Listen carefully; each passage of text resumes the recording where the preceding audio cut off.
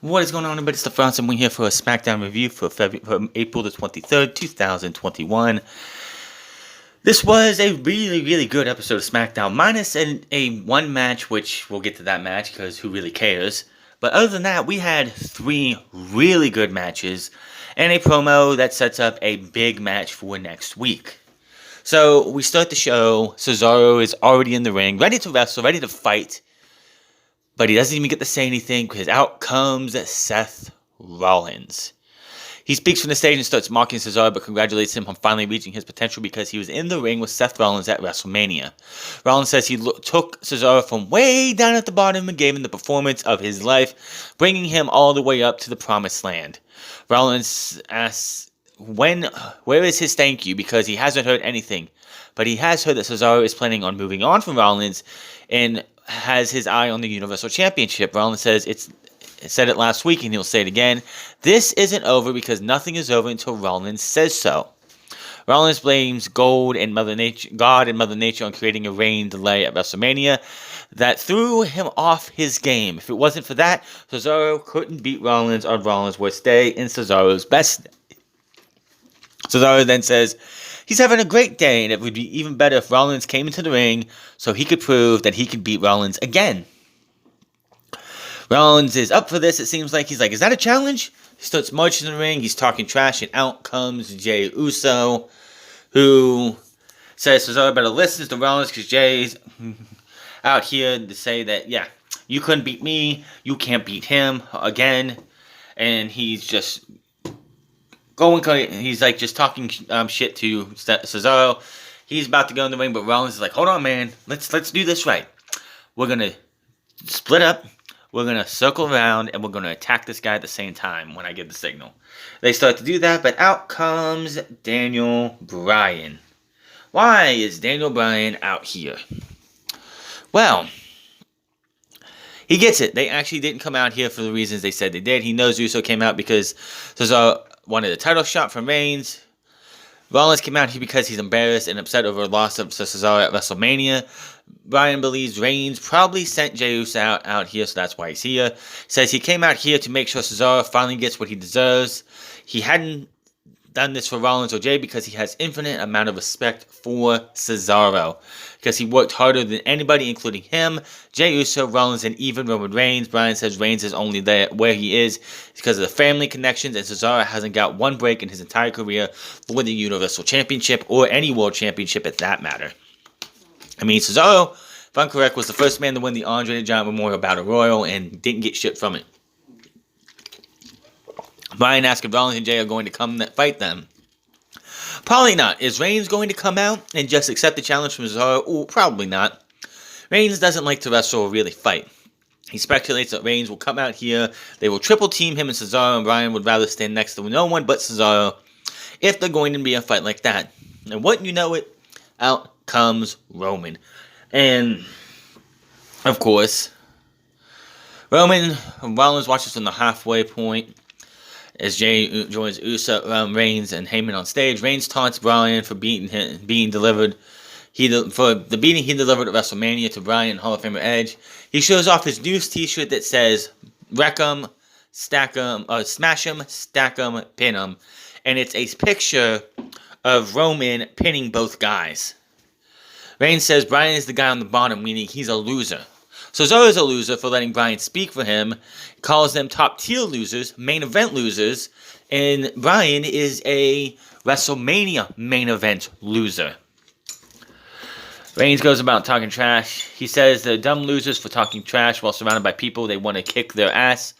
Wishes them good luck, walks off as his music starts back up. Rollins and Uso look on the head of the ring, and we go to commercial break. And Michael Cole had to say, oh, I guess we're going to have some action when we come back from this commercial break. Really? Really? Good promo for all involved. It definitely set up for, of course, the match that was coming up next, which was Cesaro and Daniel Bryan versus Seth Rollins and Jey Uso. Roman just being the dick heel who just throws his quote-unquote power around to get what he wants, has his henchman to do his bidding for him, doesn't have to do as much as the next guy. So, yeah. Then we got the tag team match, and this was fucking great. This was the majority of the first hour, Cesaro, Daniel Bryan, Seth Rollins, Jey Uso. We've seen what all 4 of these guys can do. Put them together in a tag team match, you get a barn burner. So, you're having the match. Seth Rollins leaves after we had 3. This was a 3-segment match. I believe, or 2-segment. I believe it was a 2 or 3-segment match. But they come back from, we have Rollins starts walking away, heading to the ramp, saying he doesn't need this. He's Seth effing Rollins. He's Seth freaking Rollins. Cesaro, who has Uso on the apron, pulls him in with a big superplex. Bryan tags in, does his yes chant from the corner while Uso tries to recover. Bryan charges and nails the running knee to the Uso for the 1, 2, 3. And the boys and the babyfaces win the match. Hell of a match. They celebrate. Bryan takes the mic now and calls out Universal Champion Roman Reigns, taunting him in the mic. He's like, "Are you going to come out after what we did to your cousin?" Just taunting this guy. Again and again.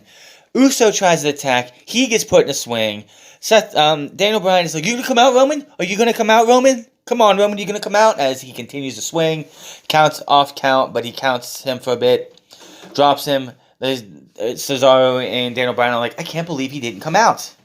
You know what would work, maybe? Get him again. Swing him again." So Uso gets swung again, which... So Daniel Bryan is still taunting Roman. The swinging gets done. Cesaro, Daniel Bryan says, "I know what it is. Roman Reigns is afraid of Cesaro. He couldn't beat me. He couldn't beat Edge. He couldn't beat Kevin Owens without Jey Uso's help. He knows damn well he couldn't beat Cesaro without Jey Uso's help. Because he knows what would happen, that if Cesaro got into a match one-on-one, no help from anybody else, Cesaro would beat Roman Reigns one-on-one, and Cesaro would be the new Universal Champion, and that's that." So, we're about 43 minutes into the show, and I'm like, this is damn good so far. WWE, I don't know what they're doing on SmackDown this week, but wow, good way to start it. Adam Pearce is backstage talking to Sonya Deville when in comes Apollo Crews with Aziz, which sounds like disease, I'm just saying. Which, could you go with a better name? Because literally it does sound like he's Commander Disease. Crews is furious about having to defend his Intercontinental Championship tonight, and he threatens to have Aziz hit Big E with another Nigerian nail if he has to face him again after beating him at WrestleMania. Pearce says Big E will get his shot when he's able to, but tonight, Crews has to defend his title not against Big E, but Kevin Owens. Crews, of course, stares down Pearce to end the segment, and that is that. And yes, that was a terrible Nigerian accent. If he can do it, I'm going to do it until they drop that shit. And then we're riding high on a really good match. The promo with Apollo Crews and Pearce in the back was pretty good. And then the show takes a nosedive as we have Nia Jax versus Tamina Snuka. Again. Now, I know all of us want Shayna Baszler to lose the tag team titles, get away from Nia Jax, and go on a monster singles run. I've been thinking about this. I know exactly what's going to happen. Shayna Baszler, if she loses, when they lose the titles, which they need to eventually, they need to soon, and Nia Jax should have been thrown on the fired list.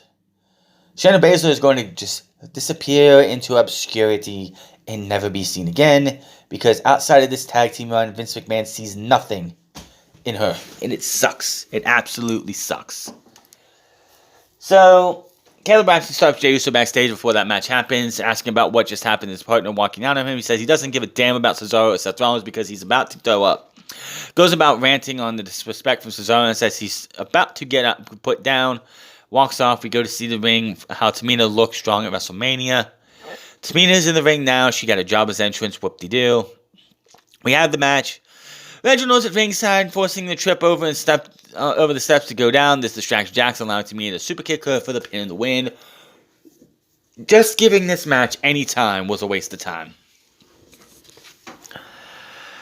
Kayla's backstage with Kevin Owens. He says it's been years since his last Intercontinental title shot, and he's been waiting for this for years. He's thrilled. The lady, he wasn't expecting this opportunity, and he's not going to turn it down. A lot of people want to take this title from Apollo Crews, and he will gladly will.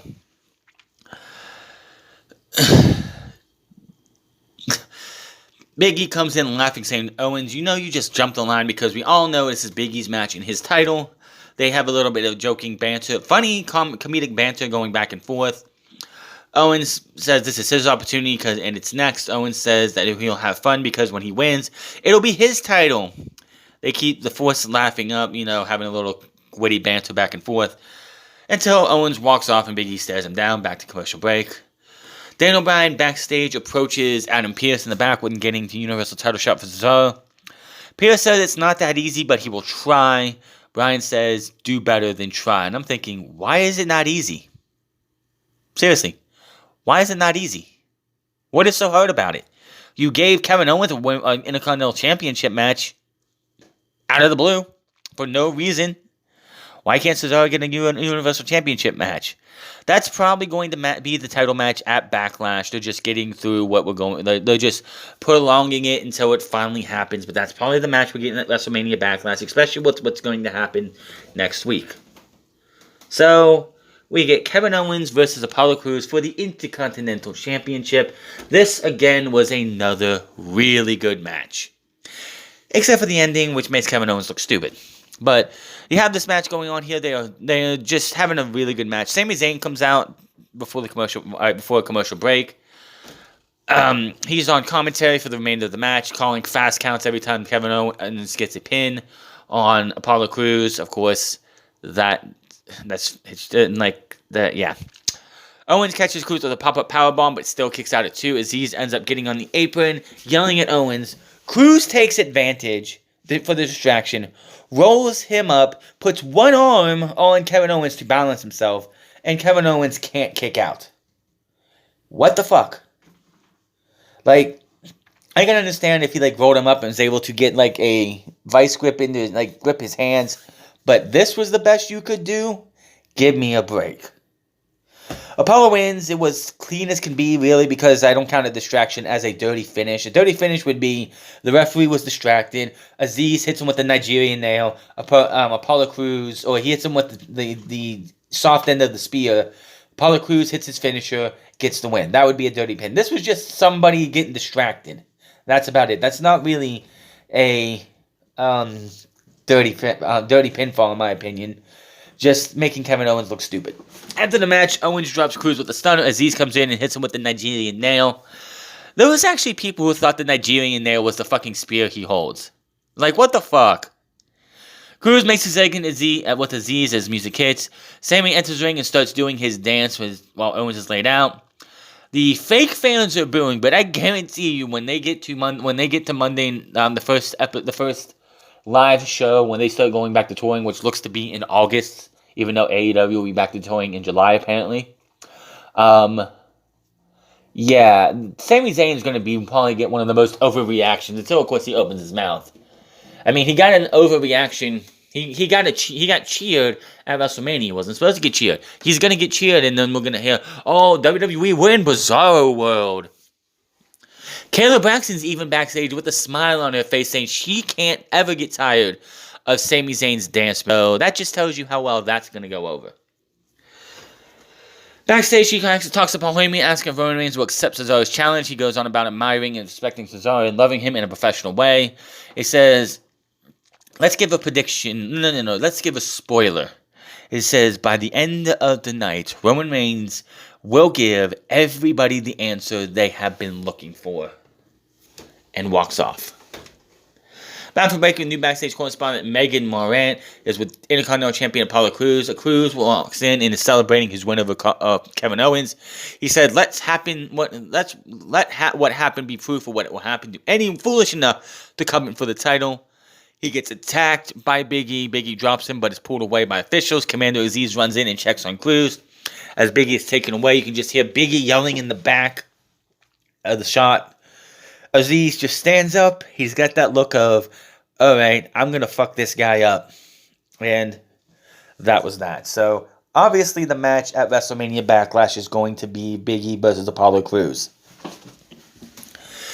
Then we get, oh my god, sound the alarms. Aleister Black has been found alive. Aleister Black has been found okay. Aleister Black is okay. He's coming back.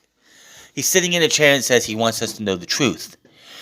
People aren't honest. He reads the first chapter from the Tales of the Dark Father, the Dragon. And about a child whose father took him to other people's funerals, celebrations of life and death. He was way too young to understand but his father became cold and distant. He learned not to defeat the dragon, but to become the dragon. Says people are weak-minded and turn their children into bigger monsters than they are. Which, that's really how this world is nowadays. Just watch a 21st century parent coddle their kid and see how much of a and coddle a kid for every single thing they do. We have to coddle them till they're out of care and see what you have going on in the world today. That's kids whose parents weren't strict on them. Kids whose parents didn't raise them. Kids who are weak-minded and are bigger fucking monsters than the parents that coddled them. Black says people need to be scorched from earth to make room for the fertile things. Smoke fills the vignette and fills the room, and poof, he is gone. The vignette ends. Well, it was a nice little promo. You can't really judge what's going on here until we see more. I'm just hoping this isn't going to be like the last time he was sitting in a room, hoping that somebody would knock on his door, which took, it seemed like, forever. But that's another time. But yeah, so it's great to see Aleister Black back. Hopefully this guy's just riding out his contract and he'll be gone by the time when his contract comes out, whether it's this year or next year or 2023, whenever it is. He just rides this wave, does whatever he can until they offer him a contract and he just says no, and he moves on to bigger, better things, whether it be in AEW, Impact Wrestling, New Japan, NWA, Ring of Honor, whatever else. If he could finally leave WWE, he would be better off than he'll be better off anywhere else and treated like a big deal than he was ever in WWE outside of NXT. Kayla is backstage with the tag team champion. She asks who will win the Alpha Academy vs. Steelers match. Ziggler goes with the Alpha Academy. He believes Dominic Mysterio has big shoes to fill with Rey. Kayla asks who's next for Rude and Ziggler. The Street Profits interrupt and they want another title shot after losing last week, mentioning the fact that Rude and Ziggler had multiple chances against them, but failed to mention that it was different championships. Tells them to get to the back of the line, and they face off. Bayley gets in between them and calms things down as the two teams go their separate ways. Bayley goes on the WrestleMania Backlash match against SmackDown Women's Champion Bianca Belair. Takes credit for helping her get ready for her title and says she's rude, so she's taking back what hers at Backlash. Going to the top of the division, she tells Kayla that she's going to tell Belair that. When Montez Ford wanders back over and he has his wife on speakerphone and says she'll be right there to deal with Bayley, and Bayley's ready to say it to her face, and we go back to commercial break. Which, I just have this question. Bayley, who has been gone for months. We haven't seen Bayley since I think the Royal Rumble. Really. Has it been that long? I think the Royal Rumble. Maybe the Elimination Chamber, but she's been gone for a while. She comes back at WrestleMania. They turn her into this obnoxious snob who is trying to just butt into everybody's business. And now she gets a SmackDown Women's title match. I love Bayley as a performer. I think she's definitely one of the most underappreciated women on the roster after everything that she did with Sasha Banks for the majority of 2020. They didn't have her in a match. Honestly, the match with Carmella and Billie Kay as a tag team should have been Carmella and Bayley. But no, we had to give ditzy, stupid fucking Billie Kay one last hurrah before they fired her. But now, here she is, after WrestleMania, going for the Women's Championship, and I don't agree with it. I don't think unless she earns a title shot, which, funny how title shots used to have to be earned. I don't understand, and they make this even more perplexing later on with the Roman Reigns promo about needing to earn things. Why does Bayley just all of a sudden get a Women's Championship match? Maybe she should do a number one contenders match. Maybe her and Sasha Banks should have one more match. see who becomes the winner and goes on to WrestleMania Backlash. At least Drew McIntyre had to actually win a number one contenders match to get his title match at WrestleMania Backlash. Why does Bayley just get a free ride because she asked for it? Now, we still have, 3 weeks to go. I'm sure Sasha Banks, who wants to get another women's championship match, is going to have her say and will probably be added in. It might end up being a triple threat match when we get to the pay-per-view. So far at WrestleMania Backlash, we have Bobby Lashley versus Drew McIntyre and Bianca Belair versus Bayley. So that's what we're looking at right now. We go back into Kayla and SmackDown Women's Champion Bianca Belair. Bayley is with her. Belair asks what the trash talk she was saying. Bayley changes the tune and congratulates Belair on her big WrestleMania win and says she's honored to be her first challenger.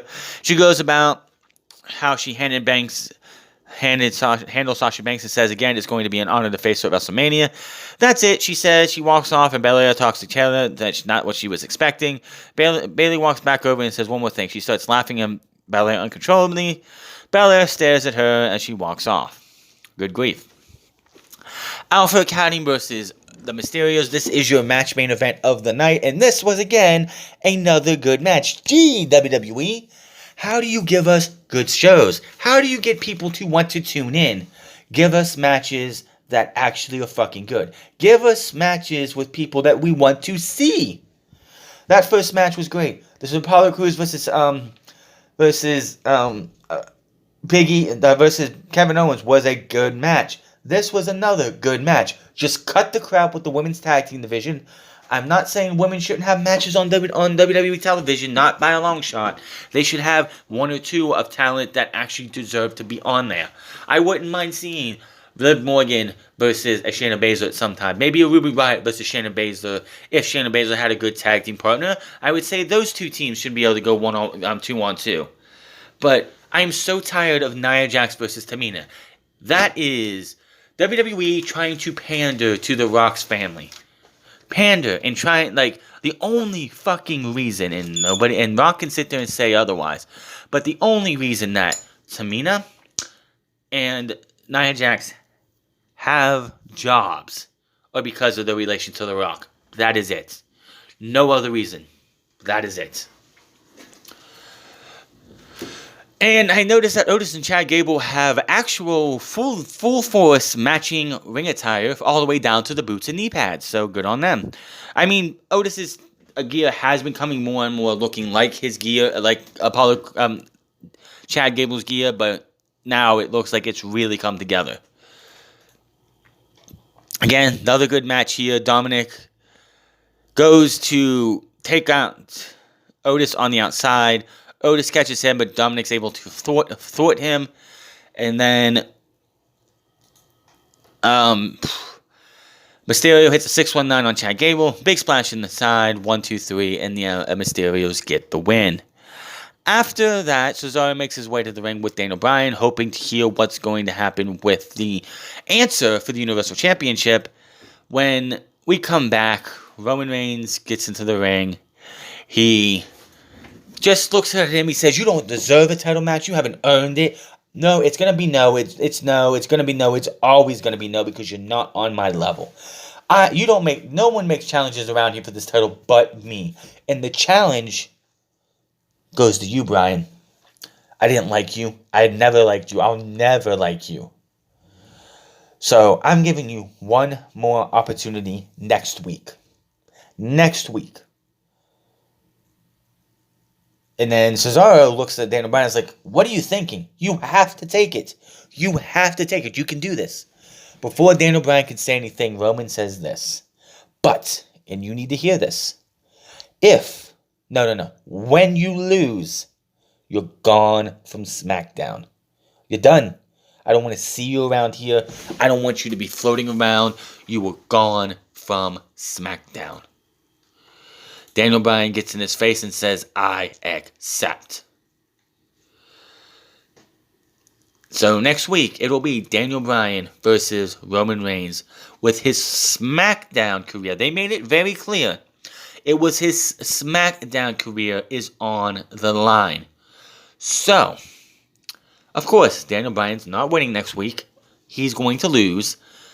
which means that Daniel Bryan is either done wrestling in WWE and is going to call it a career, or he's going to Monday Night Raw. So, yeah, that's what we're going with. I think Daniel Bryan loses next week, and then he shows up on Monday Night Raw as the next member of WWE of Monday Night Raw. So that is going to be very interesting. The match should be really good. They should at least get 20 to 25 minutes of TV time. There's nothing else that you really want to have. But, yeah, Daniel Bryan gone next week from SmackDown. Is his full career on the line? I don't think so. I mean, there was talk of Daniel Bryan's, like, he wanted to get out of the WrestleMania main event match with Edge and Roman Reigns. He felt like that match didn't need him. And he just felt distant. So maybe, just maybe, this is his final hurrah. I don't think so. Like I said, I'm pretty sure he's going to SmackDown. He's going to Monday Night Raw. Well, SmackDown again, outside of the awful Tamina versus Nia Jax match, everything else was pretty good tonight. This was by far, I think, the best SmackDown of the year. By far. Just clean up that bullshit with the women's tag team division, with the women's division in general. And you can have yourselves a great show going forward. But that is your SmackDown review. Hit that subscribe button, comment down below, like or dislike this video. Find me on Minds at the Frost Club, find me on twitch.tv/the Frost Club, and find me on Instagram at the Frost Club. And I will see you guys Monday for Raw, where we get a rematch between Mace, T-Bar, Drew McIntyre, and Braun Strowman. Gag me with a spoon. Until then, my name is Franz, and I'll see you guys later.